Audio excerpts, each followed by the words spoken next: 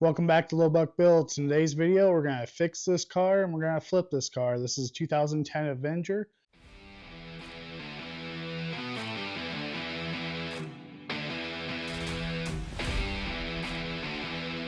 Welcome to the first video of the Fix It and Flip It series. And our first vehicle is this 2010 Avenger. Not the most exciting car, but these cars are everywhere, and most of the common issues are cheap to fix. If you put a little bit of sweat equity in them, you can make some money. So that's when we started out with this car. I picked this car up for $1,500. I'm gonna try to sell it for about $3,000. I'm hoping to put $500 into it and make $1,000 in the end. So we'll be keeping a running tally on the screen of what's been spent. And at the end of this video, we'll tally everything up and see how much we spent on the car and how many hours we put in and how much we made per hour on this car. So let's go to the initial walk around. Alright, so this is a 2010 Avenger. I picked this car up for $1,500. It's not in too bad a shape.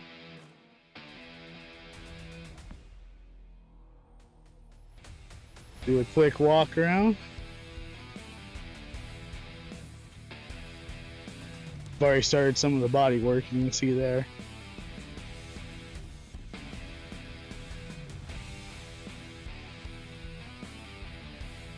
Overall, not too bad a shape. It's a little beat up, but it's 15 years old, so some cosmetic stuff's going to be expected.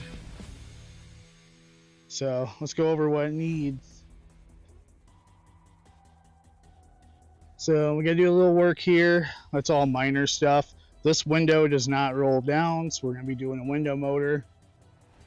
If you look, the interior is dirty, but overall not too bad.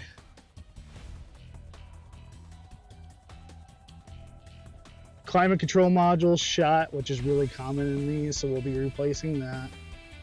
What do they call that? Vent door clicks when you turn the climate control on. That's pretty common as well. Sometimes this locks up even though you push the brake, so you gotta figure that out. Turning signal 6, I'm not too worried about that. Or turning signal does not stick. You gotta kind of hold it, but I'm not too worried about that. I think it'll straighten out. It's just from not being used.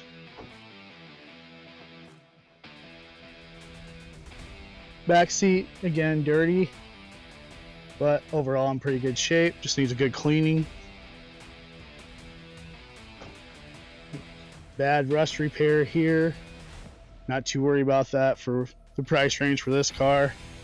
You got a little bit of a gap in the bumper.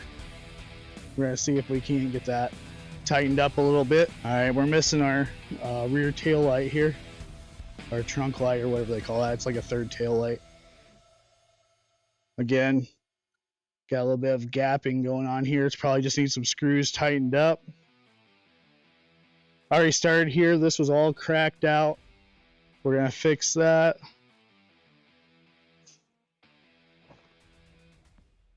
On this side, not too bad.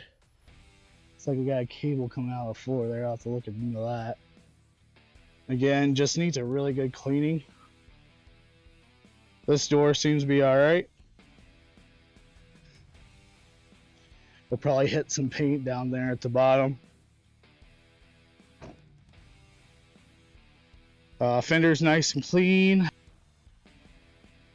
Overall, the car's in pretty good shape for 15 years old in Michigan. These are not the original wheels. These came off of a Chrysler. They look pretty good on it. So overall, I spent $1,500 on this car. My goal is to try to get 3 out of it. It's got 78,000 miles. Runs really good. Besides that, it's time to get going on it. Alright, so I figured we'd start with something easy. So we got the tail light missing. I got a new one. And this strut is shot. You never believe this, but I actually had some extra struts laying around. It's the right size. That never happens. So hopefully that's a sign of how well this is going to go. We will clean this up a little bit, repaint it as well. So yeah, we'll take a closer look. You can see that's pretty rusty. we'll work on that. But yeah, I still can't believe that. Zach Strut. I just had it laying around. They sent me the wrong ones for the other Camaro I did a long time ago. So I'm going to get this strut replaced and we'll get this taillight replaced. We'll try to get an easy win to start out. So in this video, I'm just going to cover briefly what I did to the car throughout all the videos. If you want to see something in detail, you can go back to one of the videos on that subject.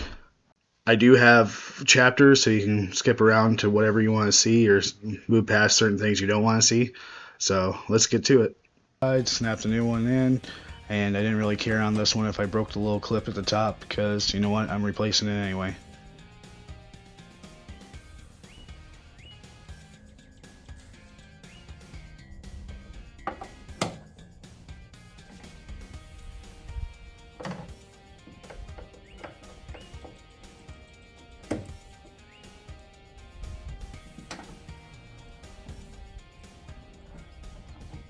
Beautiful.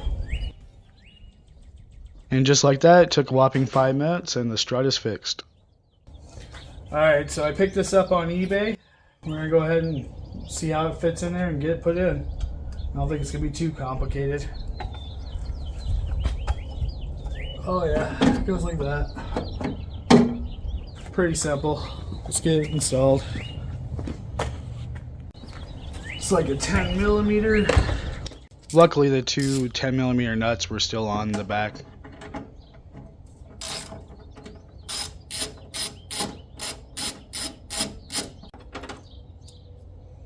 There's pieces of the other side. Looks like this wire.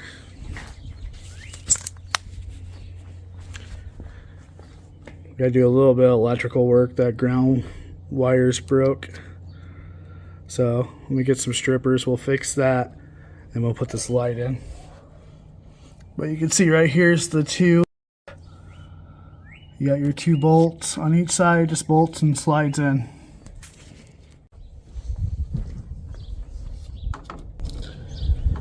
This one's not that big of a deal. Got a pretty long piece here.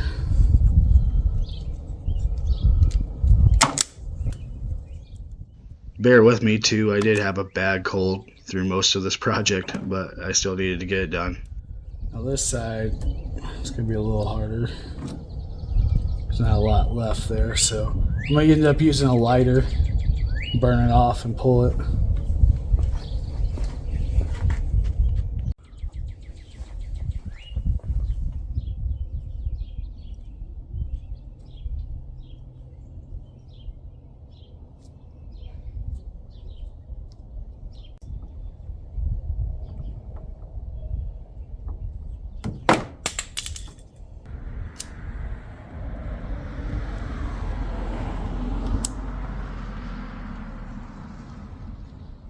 Now I'm going to wrap it with electrical tape. Just like that. And then we'll get it plugged in. It should work.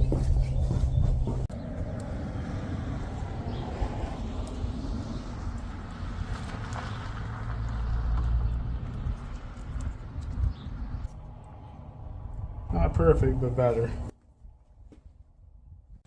Alright, so next we're going to go ahead, get this light put in. We're just going to slide it up through there. Those two bolts, real easy. So I'm going to go ahead and do that, and I'll be done.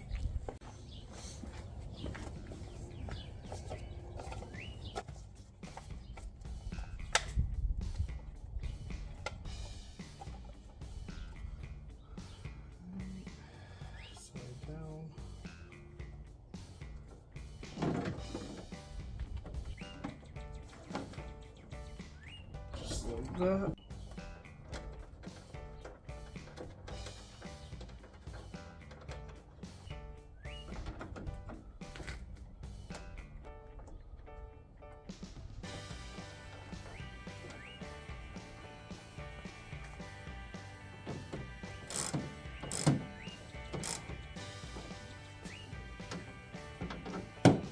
We're just going to snug them up. We're not going to go nuts.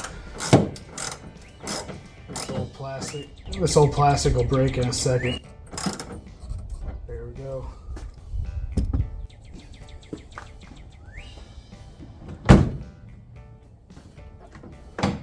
Oh. Got all the pliers. Done. Looks a lot better with it back on there. All set. Looks a lot better with it back on there. So far we have $1,544.51 invested. We got about an hour work, maybe even a half hour work in it. And in the next video, we'll start doing some interior stuff. We got to do a vent actuator and also window regulator and a turning signal. So that'll be in the next video. Today's video is all about climate control. We're going to go ahead and switch out the climate control module and the vent actuator. So stay tuned. Welcome back to Low Buck Builds. Today we're going to be working on the climate control on our 2010 Avenger project. So there's two major climate control issues with these 2010 and all these Dodge cars of this era. One's going to be your blend door motor, and the other one's going to be the climate control module itself.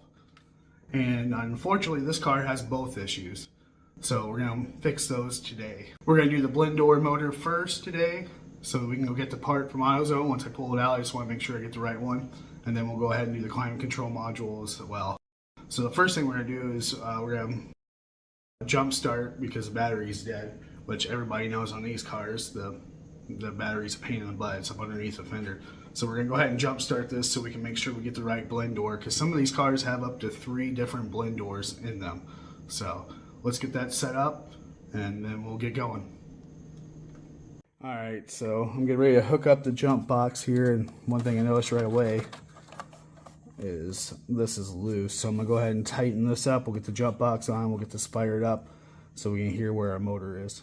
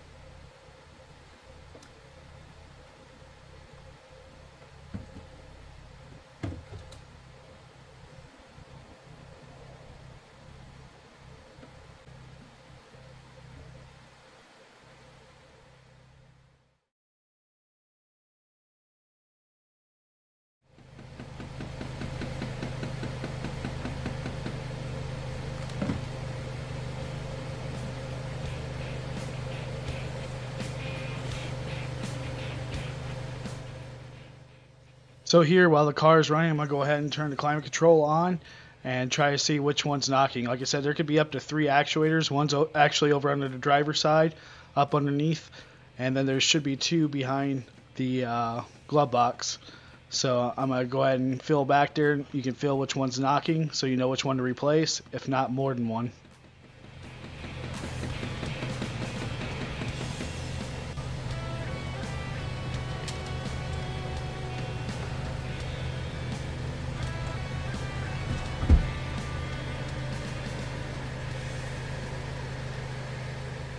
Alright, so I verified it is the one back here on the right hand side.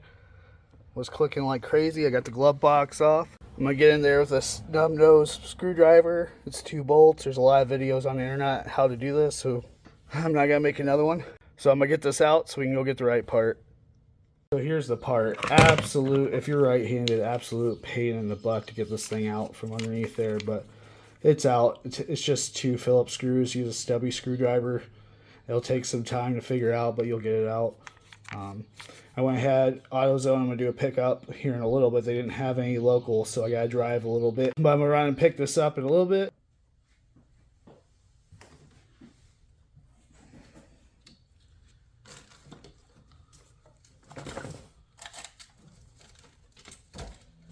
So I like to call this position the prayer to the automotive gods that this stupid part will go in.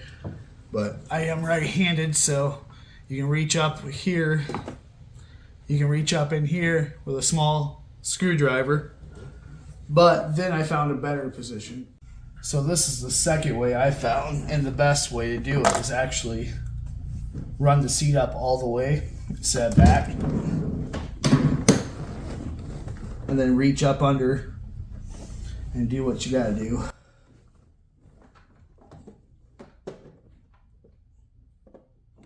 And then that's how I installed it. So I picked this up used on eBay. I'll put the price up in the corner. And on mine, you can tell it's bad because it doesn't have this click. It just moves freely. So I already know it's bad. So hopefully this is the right one, because you gotta be really careful because there's so many of them that look alike, but they're different. So we're gonna go ahead and get the old one out, and we'll get this one in. So if you don't own one of these, I'd highly recommend picking one up. I'll put an Amazon link in the description, but these are really handy to have. So, first of all, we gotta remove this bezel.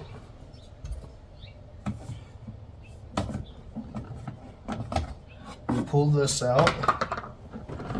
Right here's the actuator. I gotta play with this later.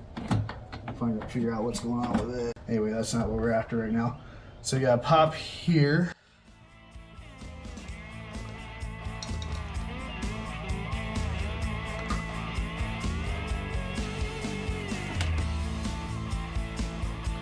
Pop this out.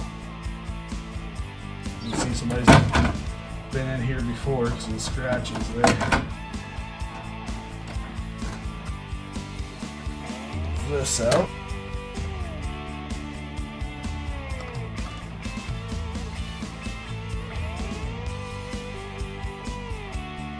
See screws on this. Just gotta get a good firm pull.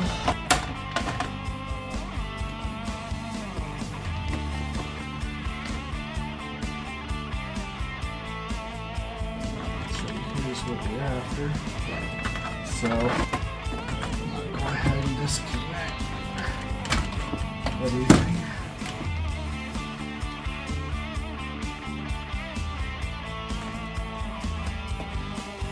Out.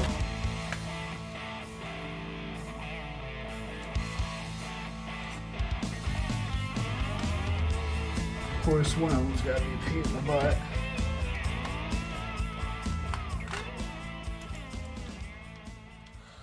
Alright, we're going to go ahead and compare this to the one that we just got. Alright, they look like they're the same to me. Same connectors, 2, 2, 1, 1. So let's go ahead and get this out of the chassis, and we'll get this one put in. Looks like it's going to be a torque bit. Yep.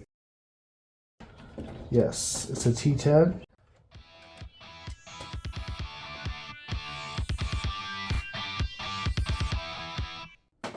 Alright, pull that one out.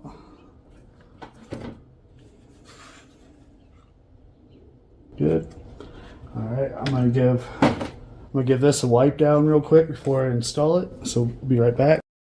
Real simple here.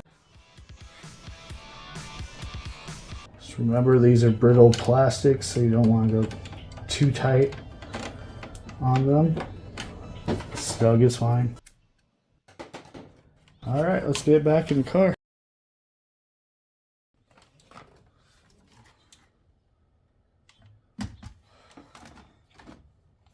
The name of the game is don't force anything.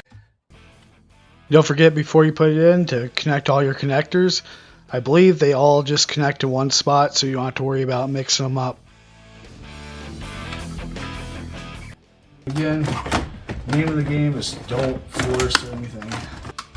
Just take your time.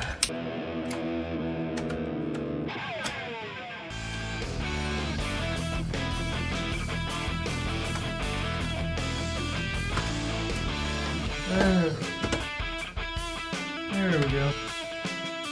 It just takes some time sometimes.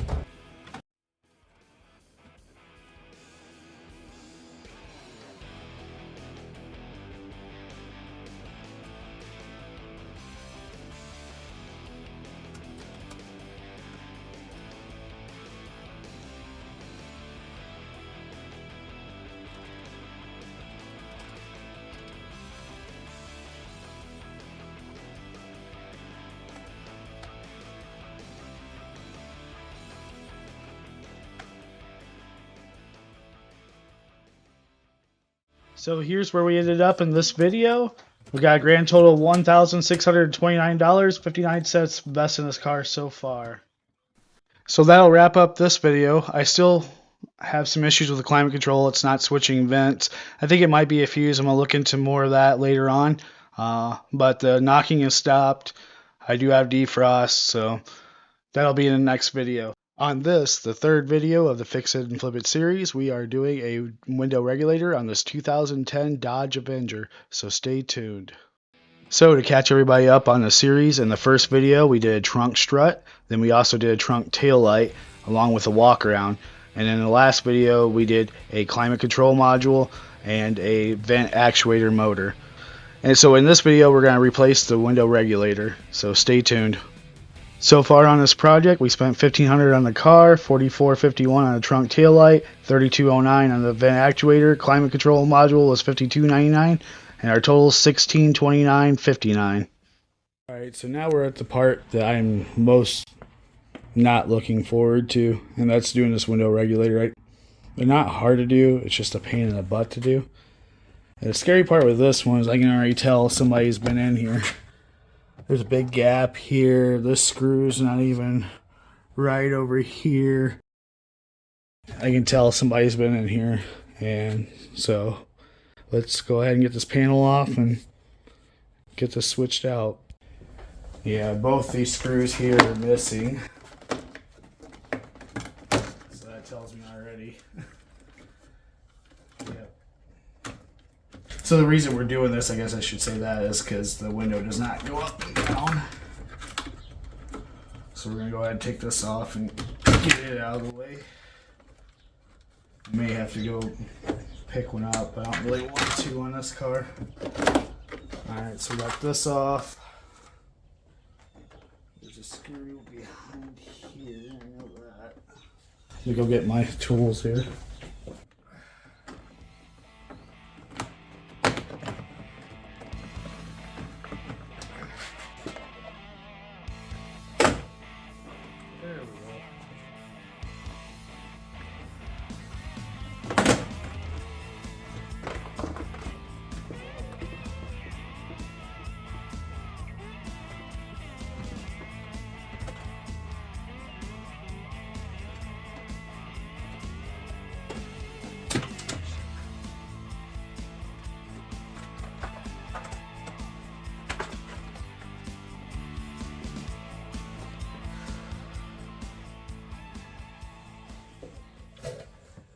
So we need to get this cover off first. When we go get set, we'll get these off. Alright, so these bolts are all 10mm. I'm going to go ahead and get my electrical oil and plug that I can out of the way. It's a lot of latch stuff here. I think I'm just going to try to drop it off out of the way. Right here's the motor. Those are Torx. Let's go ahead and get that first.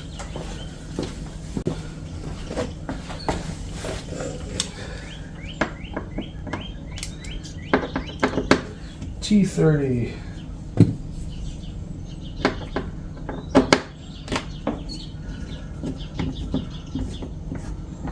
Go ahead and pull this motor out of the way.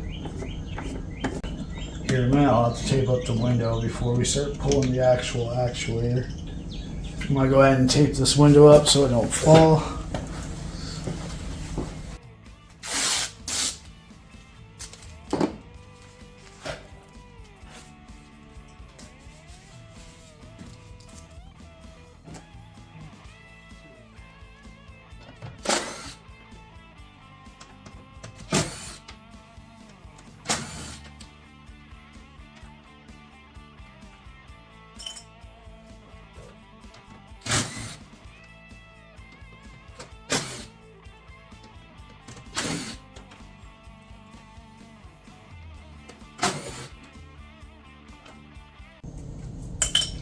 Now I believe these bolts go to the actuators themselves. Let's get in here.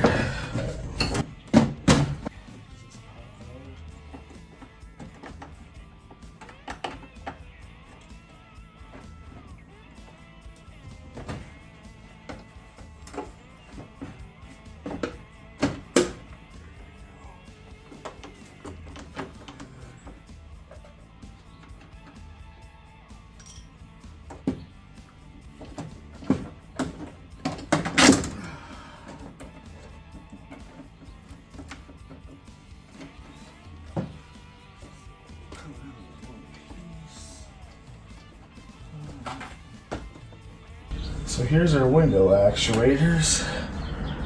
So you take these two bolts out and remove those.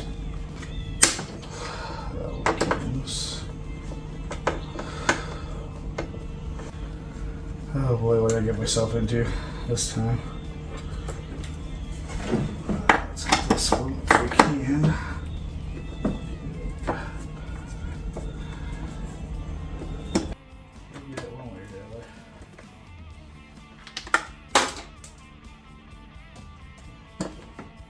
So there's that one.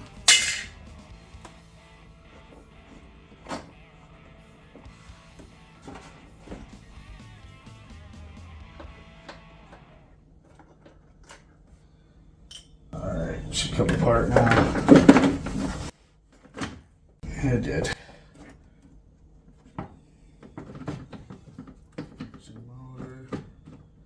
So I didn't really even have to take the motor screws out. But I did it anyway. Okay, so this is definitely not meant to be a tutorial on how to do this. So I'm just kind of figuring it out as I go. I got this first half of the actuator on. I had to take the motor off to get to it. Now I'm going to go ahead and place the second part of the actuator. Following where it goes. There's little guide pens on these too, which helps a lot.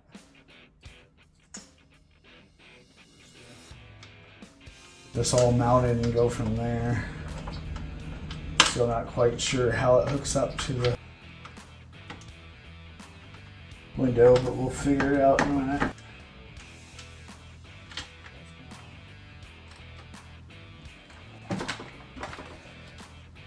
Hopefully you guys can still see what's going on, I'm not sure. Alright. This one's being a pain in the ass for some reason. It won't start. There it goes.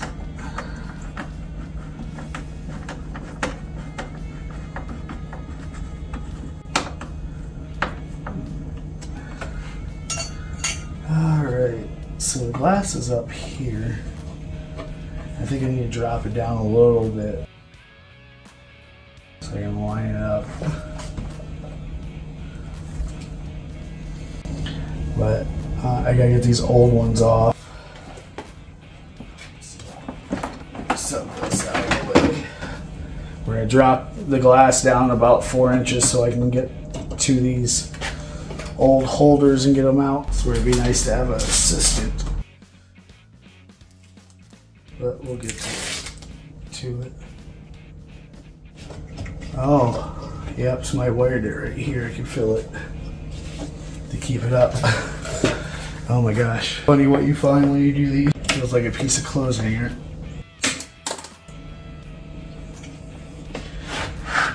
It is a piece of clothes hanger. So usually that's about the golden spot, a couple inches down.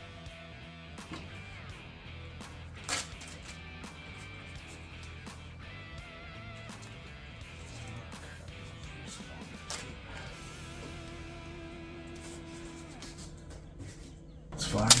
So I'll hold it for a minute anyway. So it might be all I need.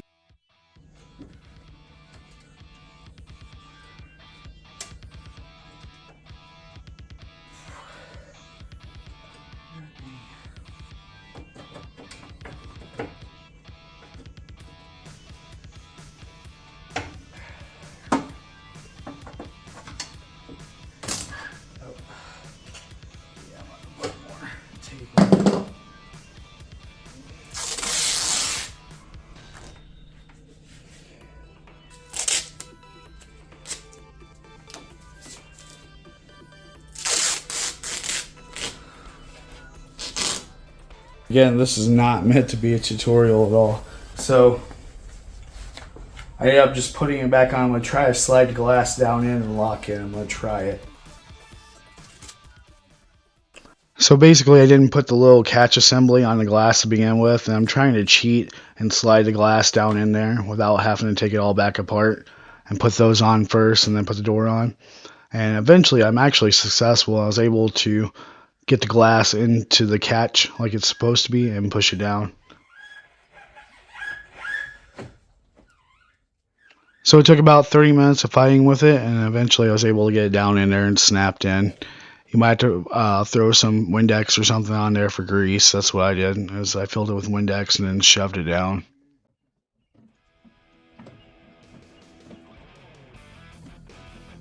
Now we can go ahead and start reassembly, starting with the window motor.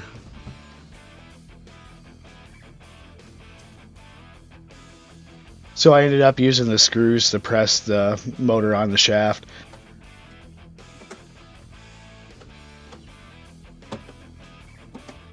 Just take your time using the 3 screws to keep it nice and level as you press it back in.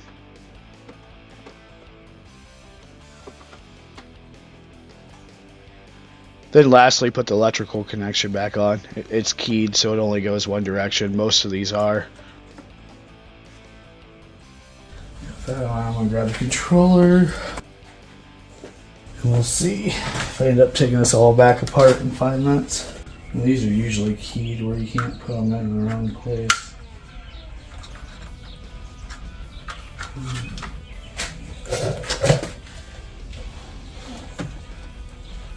I gotta figure out where I put the key. And we'll come back and try this.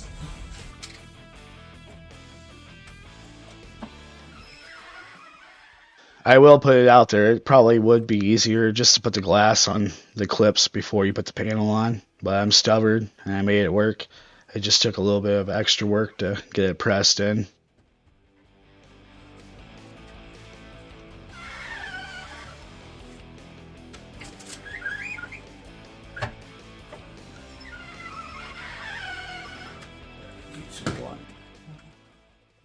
So after all the struggle, I figured out that you could roll the window down. There's a little tab on the window. You gotta open that tab and push down, and that's how you seat the window on the left side.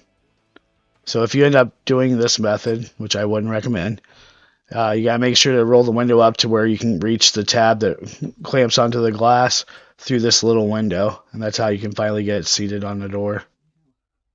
What's supposed to do that for?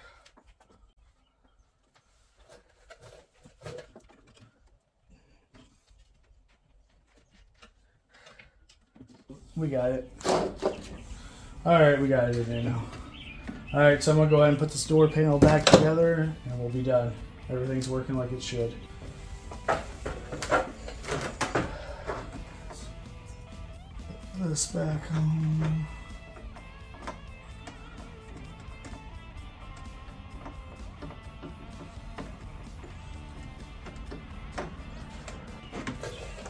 So what happened is I broke this little plastic piece that goes in here. So now the door's not going to work. So off those, oh my god, go. In case you have that happen too, they sell these at AutoZone. It says Ford on it, but the part that I broke looks just like the yellow one there.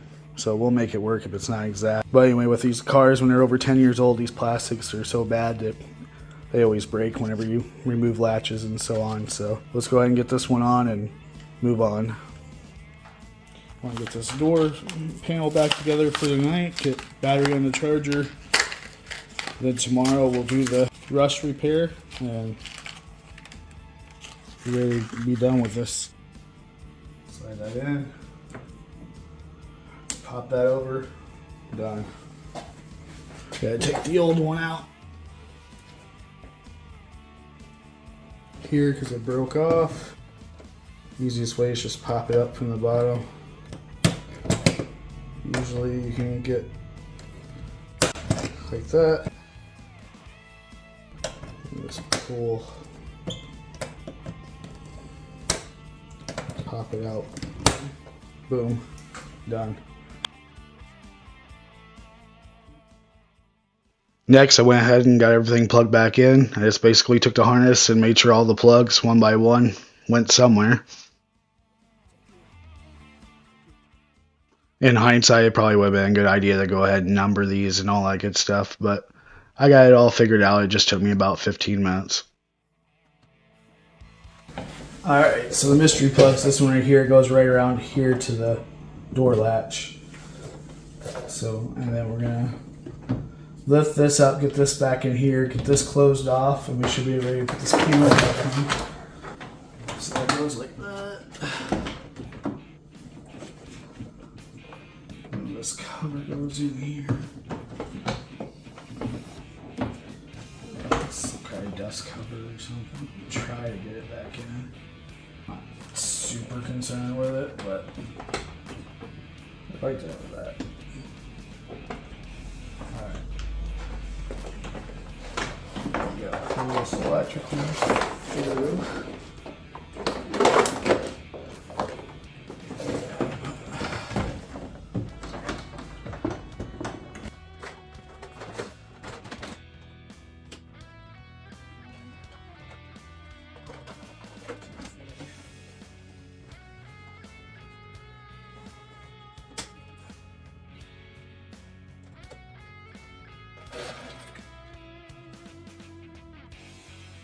Still missing a ton of screws. I want to see if I can find some extras and put in all these places. This one right here. So I'm gonna go ahead and get this super glued, and while we're waiting for that to dry, I'm gonna try to dig up some screws to fit in here and fit back here that we're missing. So I'll be right back. Hate getting super glue on my hands.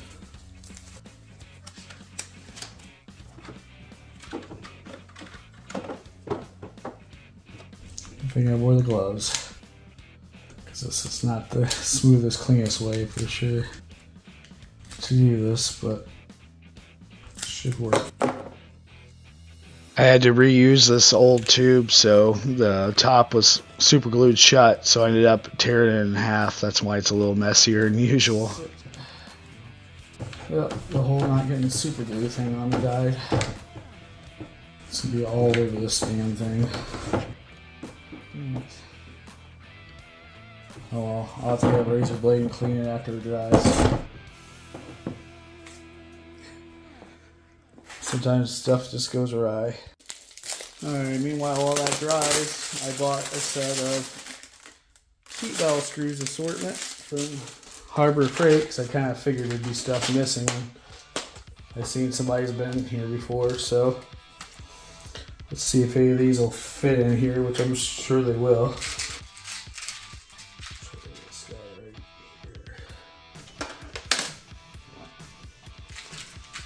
Oh, that's in the door forever.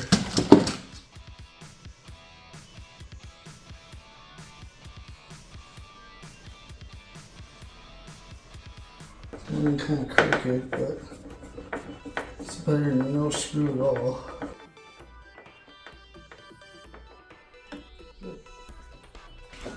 I'll have to do some cleaning tomorrow, but they're all good. There's one, two,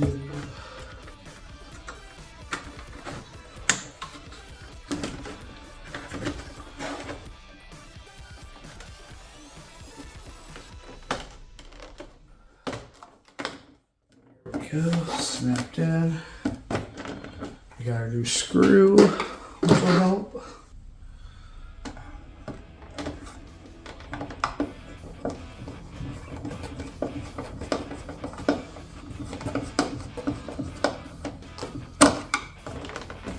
So tomorrow we'll go through, we'll get this cleaned up. I'm probably gonna have to put a battery in the car.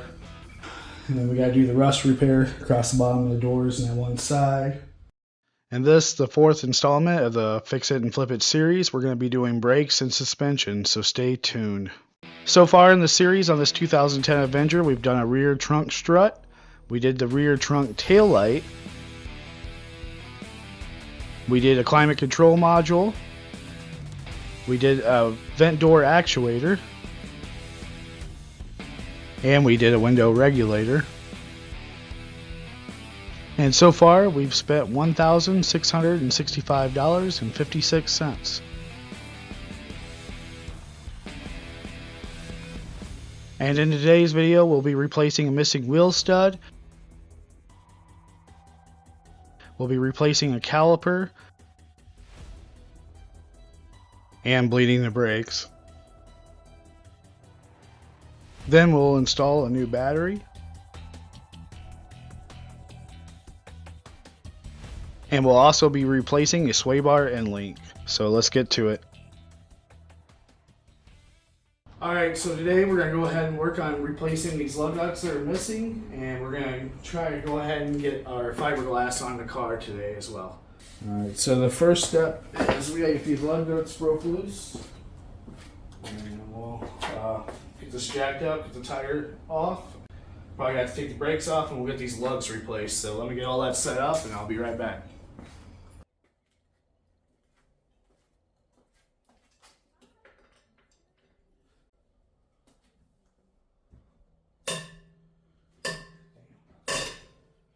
No wonder they broke. I have a broke one. Jesus.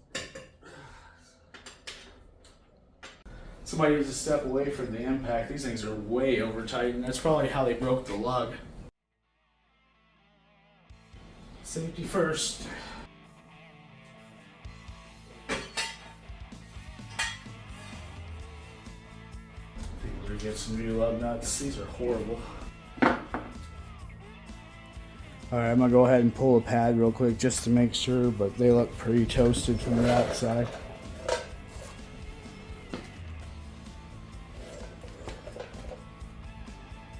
It is 14 millimeter.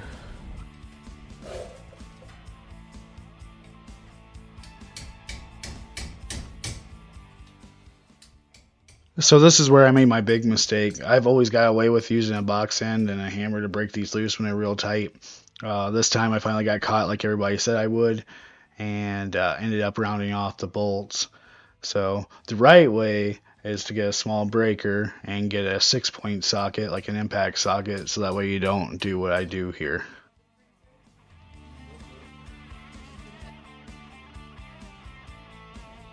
So I rounded off the caliper bolt and now I gotta cut it off.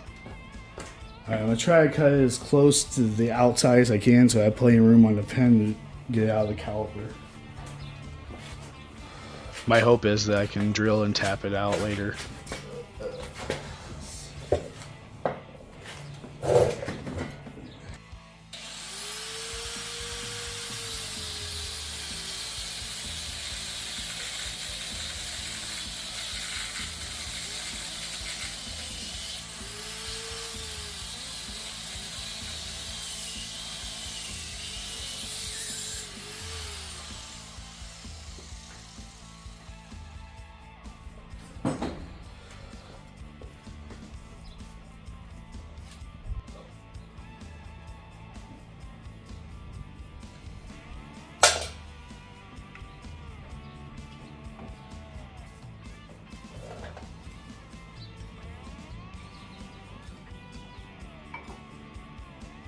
No, that pad's good.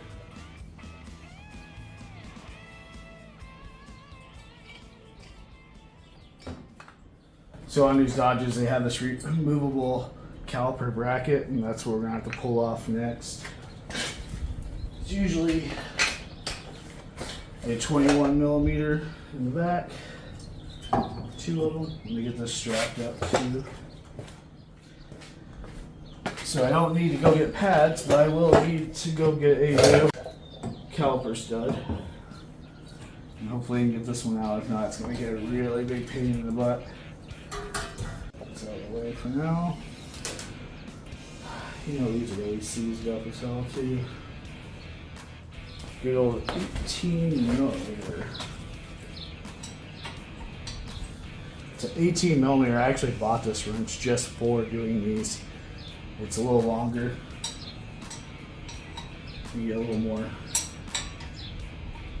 torque on these. This is another instance where a 20-minute job is now turning into hours.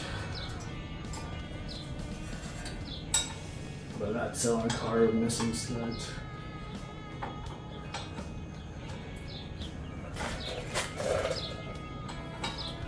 Hopefully this is going to be the pain in the ass side, and the other side's going to be easy. These are actually grade 12 bolts. A lot of times. You've heard of grade 8, these are grade 12.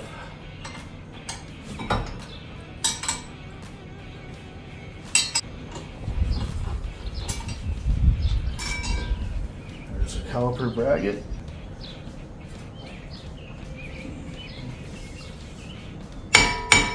Oh, this is seized on there.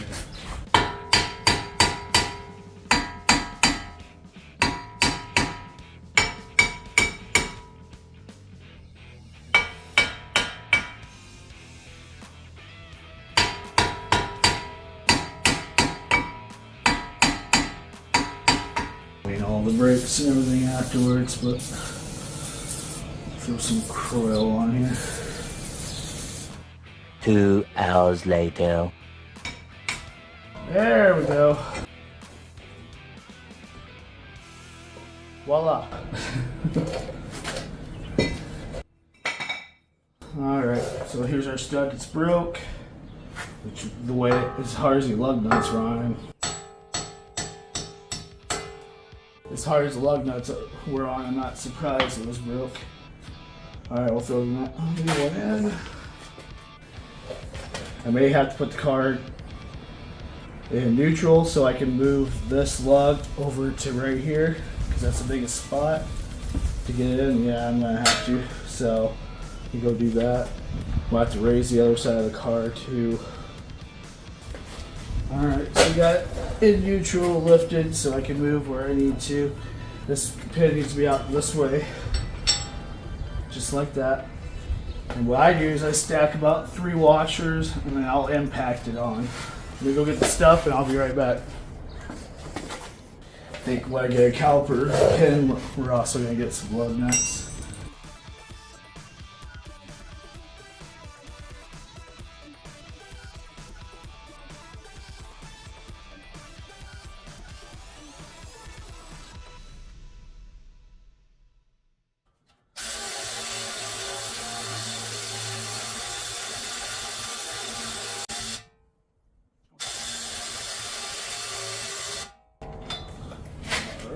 And then I'll get, take the rest away, I'll get a actual, do the rest of it, I'll put it on a breaker bar just because that can feel when it stops.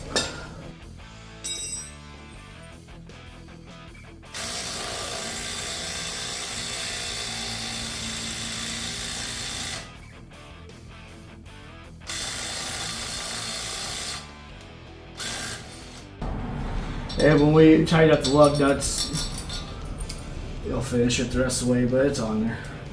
So yep, we got that changed. Now we got to deal with that broken pin. The pin I had to cut off, I should say. I think I might get a 12-point socket on here. It's a size smaller, and beat it on and try to get this open up. I'm gonna go ahead and throw some penetrating oil on the back end and the other end and let it sit for about an hour while I go eat. And then we'll fight with it when we get back. The other side in the bracket's gonna be easy because this side is actually not. Oh, it's already fell out. No, there it is.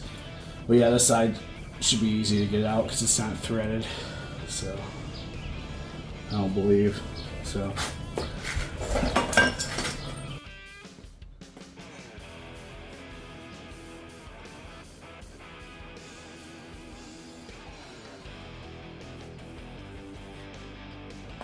And of course, we'll clean all this stuff off when we reinstall the brakes. So I'm gonna go grab some dinner, let that sit, and let the penetrating oil do its job, and we'll come back.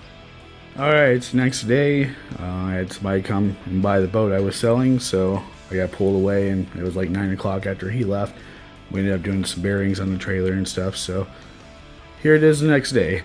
So I'm gonna get this back out. We're gonna go ahead and see if we can drill this caliper bolt out.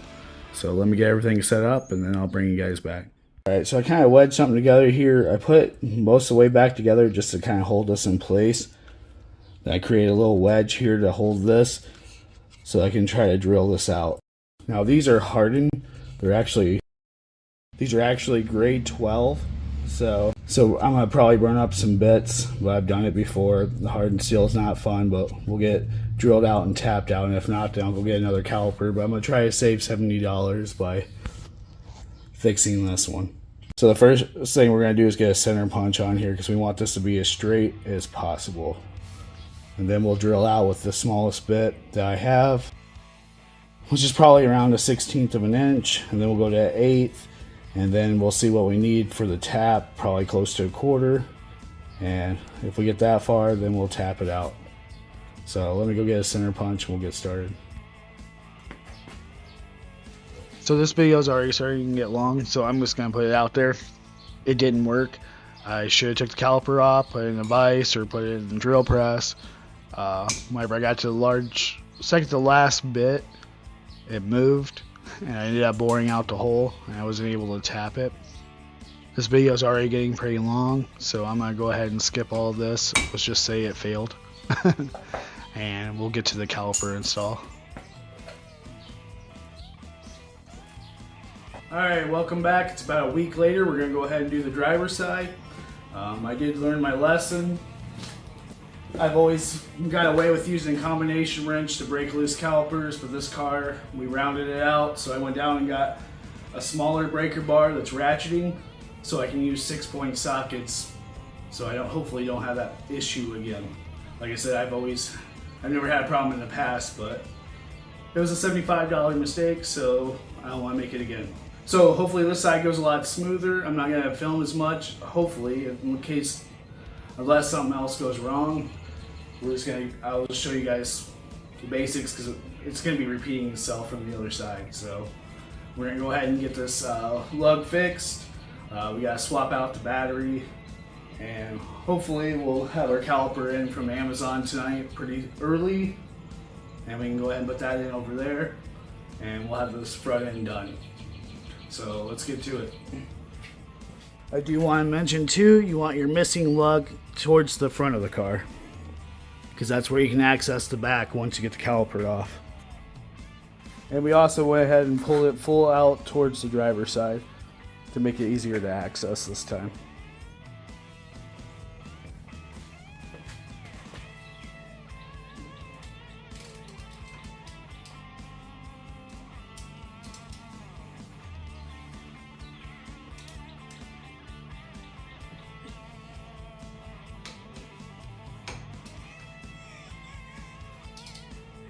Just like that. And this is a 6-point socket, so you don't have to worry about rounding those out.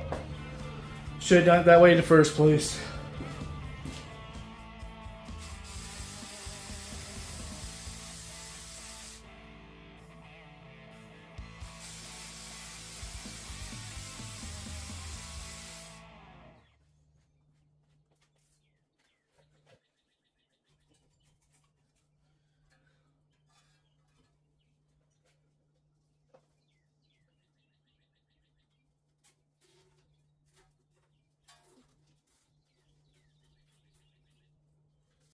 Alright, we'll go ahead and remove these brackets.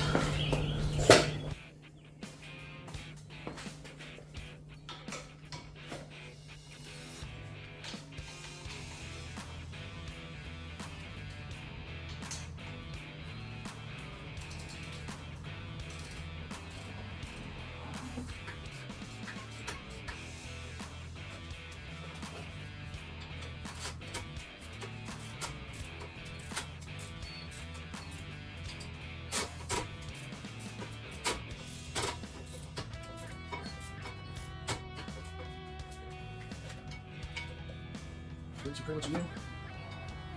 Oh, that's right.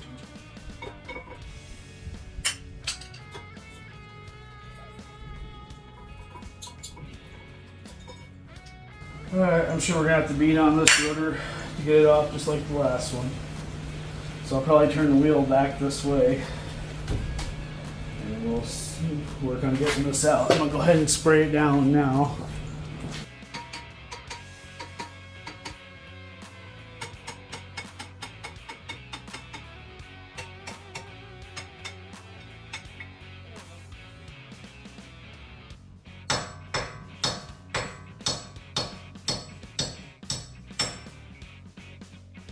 There's our old stud. I'll grab our stuff, we'll zap in the new stud and put this back together, clean it up, and this side's done.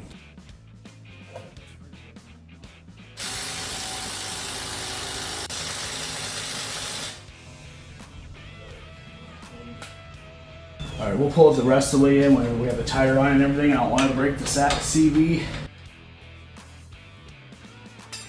Then pull this off, and when we put the tire on, we'll go ahead and pull that the rest of the way in. And then it's not going to be trying to turn on the CV. So now it's just pretty much reassembly and cleaning, so I don't think I'm going to put much more of that in. We'll come back once it's back together. We got that all back together. We got a new stud there. We'll finish pressing it in when we put the tire on. So next we got to take those 2 bolts out right there and there. And we got to change the battery out. The battery's shot in this thing. So I'm going to go ahead and get the sockets. I'm guessing it's probably 10mm. And we'll pop that out. So it's actually in this inner panel right here. So I'm going to go ahead and I got my trim puller kit. Pull these out and then we'll get this battery changed out. Alright, so I got this guard out of the way. Here's what we got. And this battery's not even restrained. So I'm going to go ahead and get this battery out of here and then we'll figure out some way to strap it down. Looks like this arm right here would probably help restrain it. So I'll figure it out. But first we got to get this one out. So I'm going to go ahead and pull this battery out. And we'll get the new one in. So I got into what I was doing and forgot to film. But I installed the new battery. Got all the covers back on. Now we just need to get the wheel on. This side's done. Alright, so I did pick these up. All these mismatched, crappy lug nuts. I'm going to go ahead and give these a shot. I think they were like 18 bucks. I'll put the price in the corner. So I'm going to go ahead and start with this wheel installing. I'm going to go ahead and start while I reinstall this wheel. It'll be the first one to get the new lug nuts. So these are the ones that we took off. They are so rough. It's going to help sell the car. I mean, for 18 bucks with the nice wheels this has, it'll look nice. Alright, I'm going to go ahead and tighten up these lug nuts. Starting with this one right here, which is our new one that still needs to be pressed in. We keep going until we get resistance.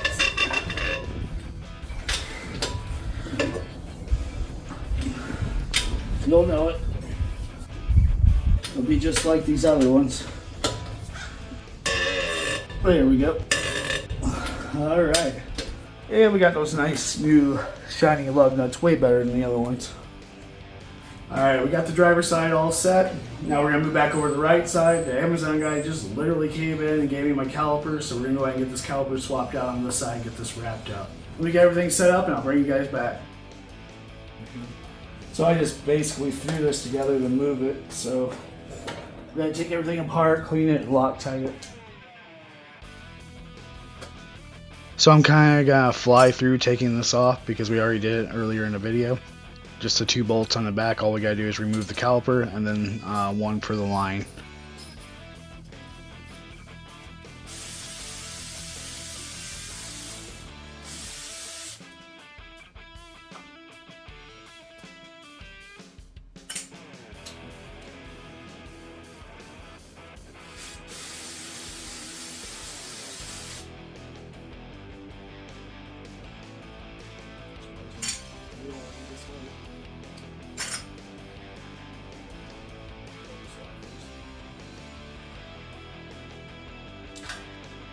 So next I used a small set of vice grips to go ahead and pinch off the line to try to save as much fluid as I could. Then you just remove the bolt that holds the brake line on.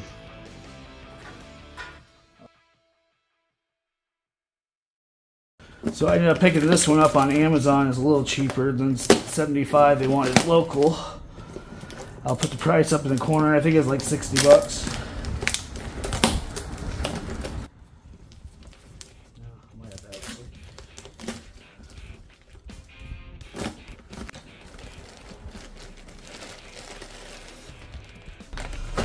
Alright, we got a new bracket, new clips, and a new caliper. Everything we need right here.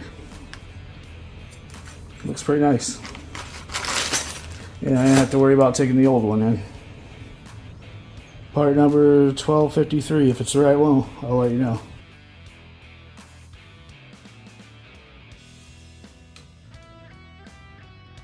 So again, this video is getting pretty long. So basically, you're going to take the caliper bracket back off. You're going to put the new bracket on, new caliper on, and put the brake line back on.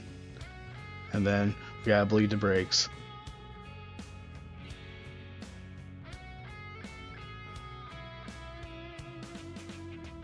I have a bleeder that runs off of my air compressor, but I actually prefer this cheap little one from Harbor Freight. It's just a lot easier to deal with. It's the hand pump style.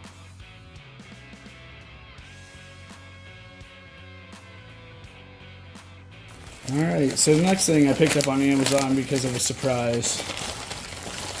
Voila! Sway bar and links. And I'll show you why we need them.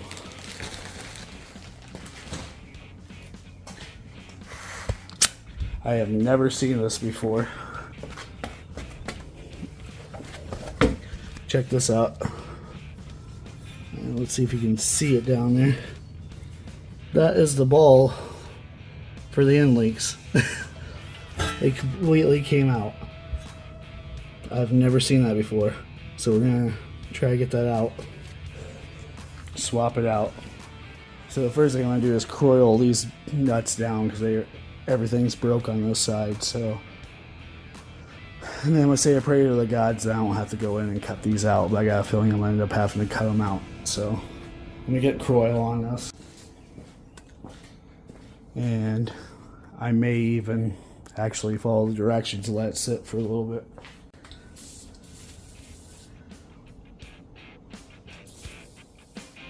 You want to talk about a pain in the butt? 15 millimeters in the back, 3/4 in front, but I've never seen one completely out like that before. That's crazy. So let's go ahead and get this other one installed, get this thing back together. Alright, so the new ones are 17, the older ones were 15. So I'm going to go ahead and do the one on the sway bar first, and then we can work the other one in. We'll probably have to crank on it with a bar. So I ended up dropping the weight on the car on the jack stand there, and it actually flexed it up so I could connect the arm real easy. So that's a nice trick to know. So these are nylocks, so you don't have to worry about them backing up. They're also locked on the inside, so you don't have to have 2 wrenches. So definitely a good buy with this one. I like these. I'll have to remember this brand. The last ones I've done were like the other ones where you had to have a wrench on the back. Alright, so there it is, our new sway bar end link. So that'll wrap up this video. We did a lot in this video. We did wheel studs, we did lug nuts, we did caliper, we did a sway bar end link. So yeah, our total so far is $1,763.71. In today's video, we'll go from this to this. We're going to get this fixed and we're going to do it on a budget, so stay tuned. So far in the series on this 2010 Avenger, we've done a rear trunk strut. We did the rear trunk tail light. We did a climate control module. We did a vent door actuator. And we did a window regulator. We replaced missing wheel studs. Installed a new brake caliper. And bled the brakes. Replaced the battery. And we replaced a sway bar end link. Today's video is mostly about bodywork, and at the end we'll do a little bit of cleaning and get it prepped for sale and see if we can get $3 grand out of this car and meet our goal. So far we spent $1,763.71 on this project.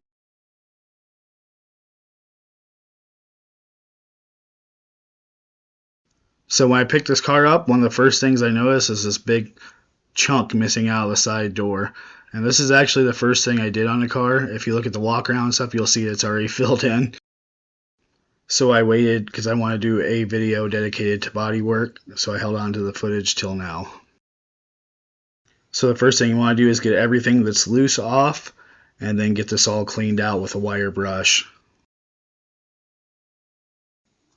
There's also a couple more spots we might as well fix while we're here. There's a spot at the bottom of the door, and then there's a spot over on the fender as well. And since we're already fixing this, we might as well fix those while we're at it.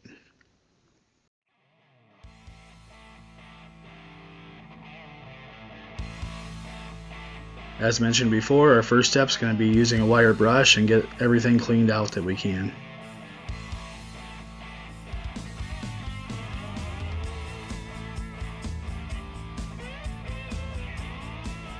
Next, I'm going to use 120 grit and sand the best I can on the inside of the hole and try to kind of work down the edges a little bit. Again, the goal is to get all the loose stuff out. I don't want to sand it down too smooth because I'm going to fill this with fiberglass and I want something for it to adhere to. Next, we're going to wipe everything down with denatured alcohol. I like this product because it leaves no residue behind. After I thoroughly wipe stuff down with this, I usually give it about 10-15 minutes before I move on to the next step.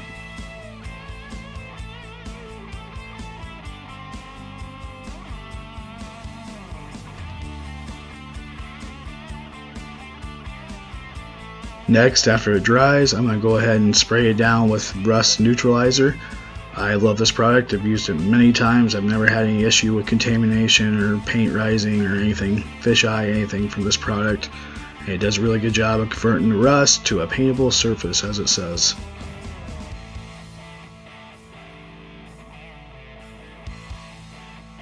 And off camera, I sanded down the bottom spot. Now I'm going to put a little bit of the rust neutralizer on it as well.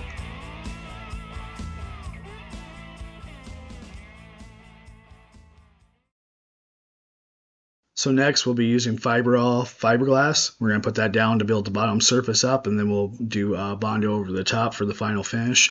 I love this product. There is a link in the description. I do highly recommend this, but I do recommend running Bondo over the top of it because I've had paint adhesion issues in the past when I try to paint just over this product by itself. But it is excellent at building structure, and it does not shrink, like maybe even I think 5%, which is very small, versus Bondo that can shrink up to 20%. Overall, a great product to rebuild structure, stuff that's been rusted out.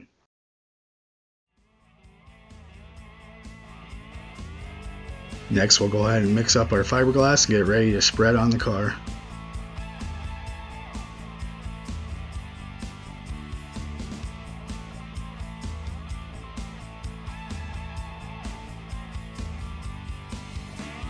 Here our goal on this first spread is just to fill the hole. We need to fill the hole with as much of it as we can without spreading it all over the rest of the car the best that we can.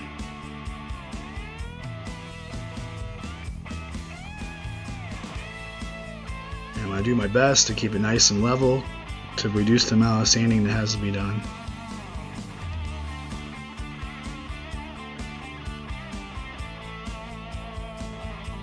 Not my best spread job ever, but some days you got it and some days you don't. And today was just, I think I was in too big of a hurry, so I made a little bit of a mess out of it.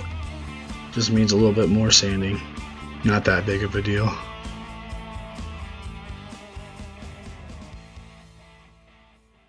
Next, we got a couple more spots that we need to fix. We got the side of this fender where there's a chunk missing out of it from rusting out. And then we got the back bumper that has some cracking in the clear coat. So we're going to repair those while we're at it. Also down below, there's the bottom part we were talking about before. But first, we're going to do some work on the bottom of these doors. We're going to knock off everything we can. We're going to treat them, and then we're going to put some bed liner on top and at least keep them fairly nice for a little while and slow down the rusting process.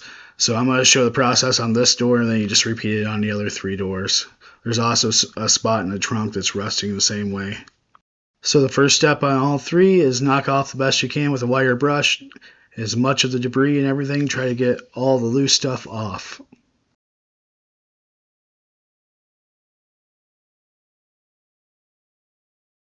I went ahead and hit this trunk with 120 just to knock all the clear coat rash out.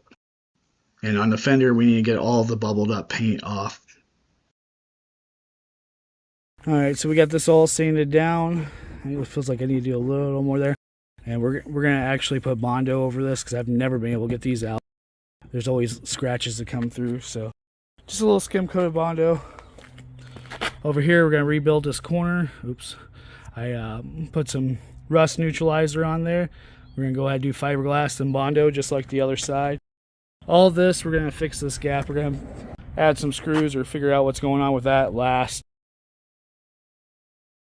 And then over here, I'm starting to clean up these bottom doors. We're going to put bed liner on those after we treat it. So hopefully it'll give it a few more years before it rots out completely. Alright, so I purposely made this super hot because I want it to harden easily. It's like 55 out, so it's a little chilly. I don't want to wait 2 days to sand this, so.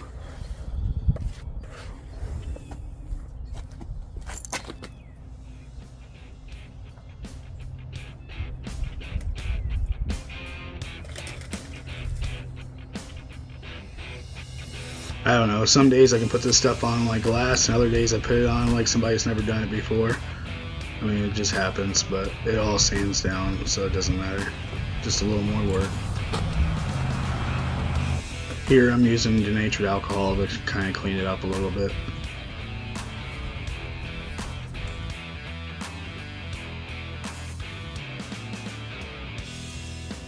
Alright, there we go. We'll let that harden and we'll come back and we'll shape it. While we're waiting on the fiberglass to dry, we'll go ahead and take our construction 80 grit and we'll smooth this out a little bit more and get this protected with the rust neutralizer as well.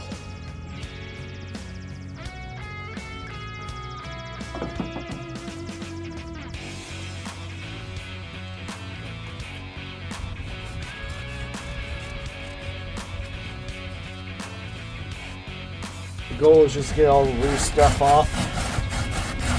It doesn't have to be sanding down perfect because we're going to be using red lighting anyway, so it's going to have texture.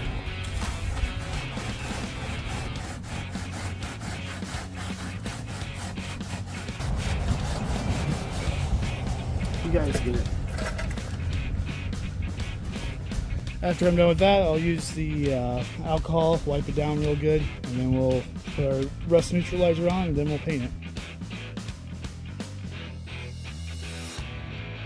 Next, I gave it a quick wipe down with denatured fuel alcohol just to get everything cleaned up and give a nice clean surface for the undercoating to stick to, or for the bed liner to stick to.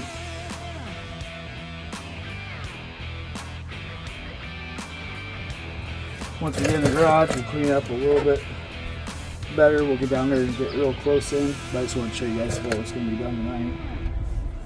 And then we'll tape it off and we'll run bed liner probably from here down once we treat it, and that'll help make it last a little bit longer.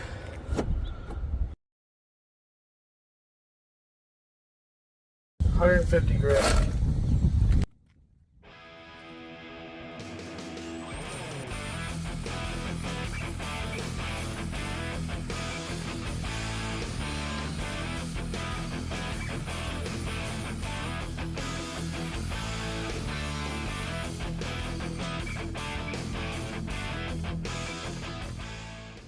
Always make sure to wipe down your project in between sanding grits, because the larger grit dust will mess up the smaller next grit. So always make sure to wipe it down and get all the dust or blow it out.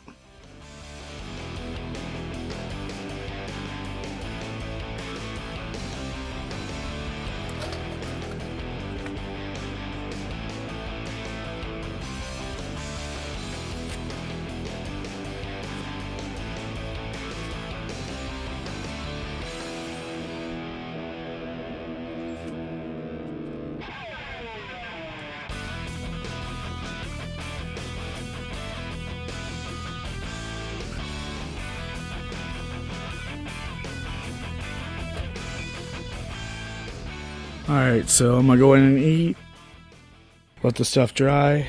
We got our Bondo on the door. Started putting some back here because I had some extra. And this is almost dry, so it should be dry within the hour. Alright, now we're going to do our first Bondo. We're going to hit it with 150 grit. We're still just shaping right now.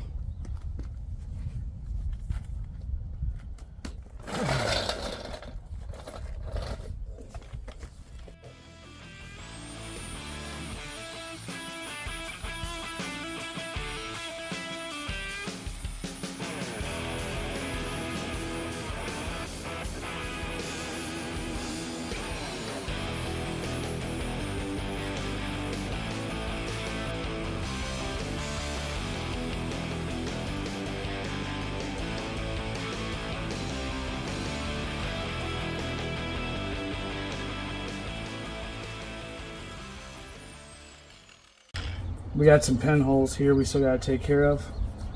For the most part, we're filled in. We're pretty level. So probably the last Bondo just to fill these pinholes in.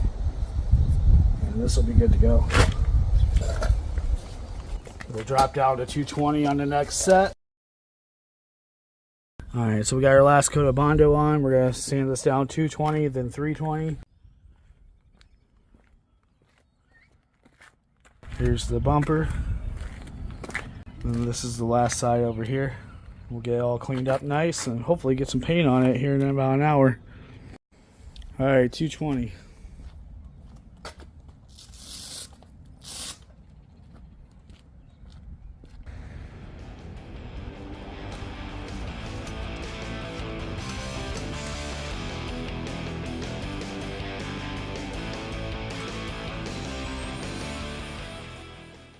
It's always better to sand Bondo outside if you can get outside and do it, if it's not winter or etc. But it saves you from having to clean up tons and tons of dust out of your garage and so on.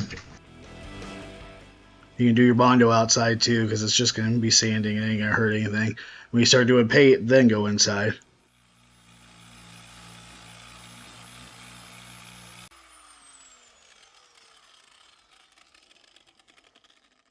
Alright, we got it all sanded down. We're going to throw some primer on here. It's all nice and smooth.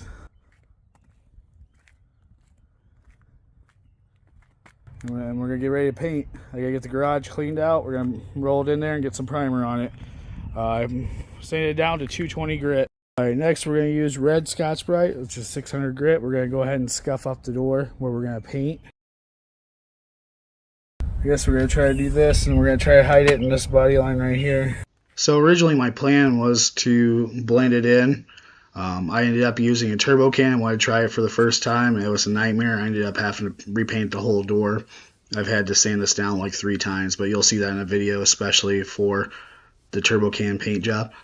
But for this video reference, just try to blend, try to find a body line to tape to, and tape it open whenever you go to paint. I won't be painting in this video. This is just basically paint prep and doing the underside of the doors and the trunk.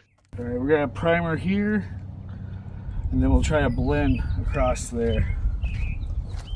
Alright, we're gonna move it into the garage, and we'll start taping up for primer. Actually, I have my primer out here, and then we'll move in the garage for paint. Alright, we got it all sanded down. We're gonna throw some primer on here.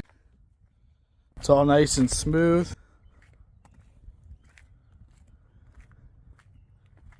And we're going to get ready to paint. I got to get the garage cleaned out. We're going to roll it in there and get some primer on it. Sand it down to 220 grit. Alright, we're using our denatured alcohol. Wipe it down, prep for primer.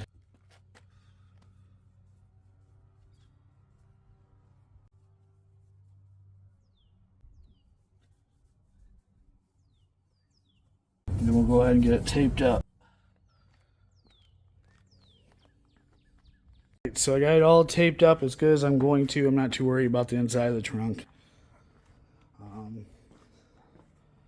Right here is where I'm going to try to blend the door. I still got to do a little bit more scuffing now that I got taped out where I want to be. And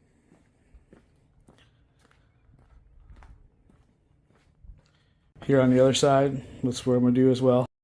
So I'm going to go ahead and finish scuffing this up, then we'll clean it up with alcohol, and I'm going to go ahead and shoot it. I'll bring you guys right back.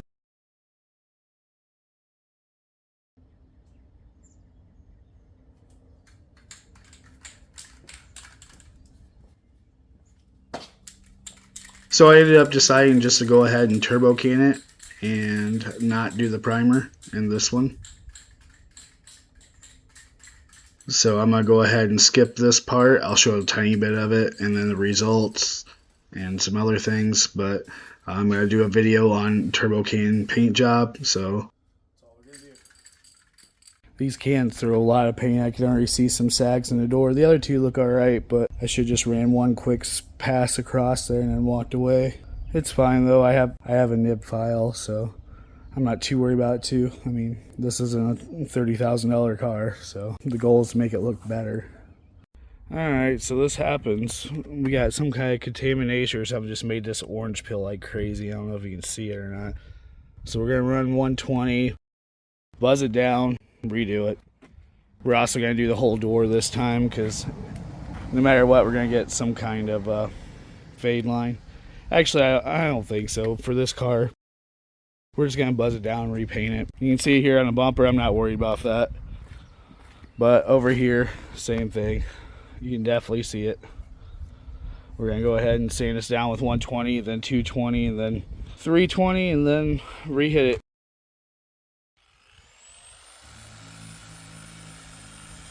So I sanded the whole door down, I repainted it, I gave that another shot after primering, and it still had some major issues with it. So finally I used the cheapest automotive spray paint from Walmart, and it worked fine.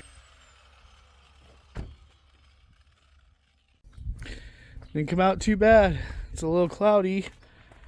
I mean, what do you expect for rattle can? But way better than it was. At least it doesn't have a hole inside of it.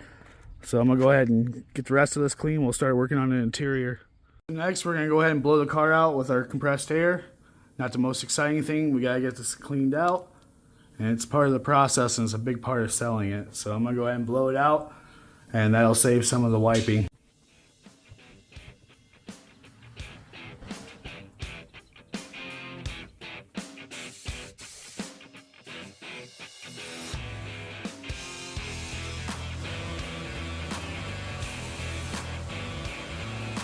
Alright, now that we got it blown out, we're going to go ahead and vacuum it out.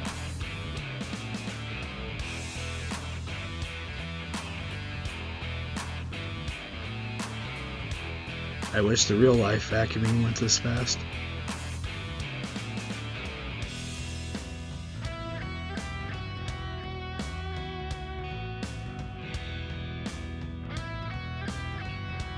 Alright, so we're going ahead, we're going to use this stuff right here. Blue Coral upholstery cleaner. I already started on this seat. It was all white, it's starting to dry. We're going to go ahead and do that on all the seats. Nothing too exciting, so I'm going to keep at it. So next step is simple. We're going to wash the car. I'm just going to be real careful on the door I just painted. I probably won't even wash it, but we're going to wash the rest of it by hand.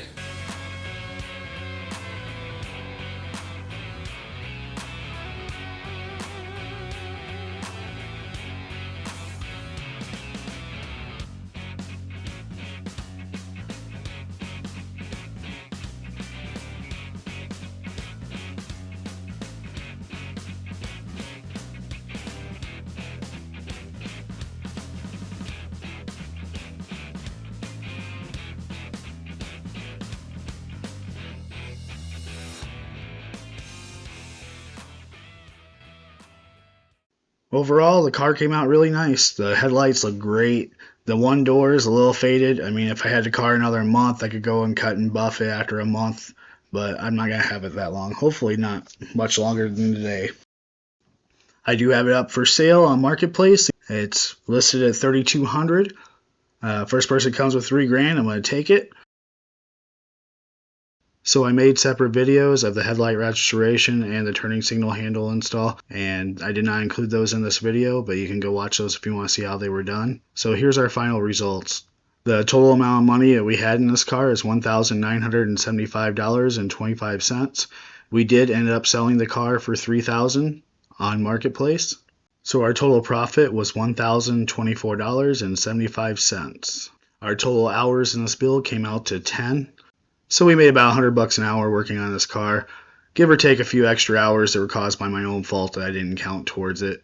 So definitely overall making $1,000 off of 10 hours worth of work, it was definitely worth doing. If you watch it to the end, thank you for watching the whole video. And if you liked the video, make sure you hit that like button so I know what you guys like. And if you want to see more videos and more series like this, hit that subscribe button. Make sure to put a comment down below if you like this series, and I'll see you in the next video. Bye guys, have an awesome day.